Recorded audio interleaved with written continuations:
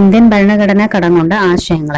കാനഡയിൽ നിന്ന് കടം കൊണ്ട ആശയങ്ങളാണ് യൂണിലിസ്റ്റ്, സ്റ്റേറ്റ് ലിസ്റ്റ്, സുപ്രീം കോടതി ഉപദേശാധികാരം, ഫെഡറൽ സംവിധാനം, റെസിച്വറി പവർ എന്ന് പറയുന്നത്. അത് US supreme advising power Canada ആണെന്ന് ഫെഡറൽ സംവിധാനം.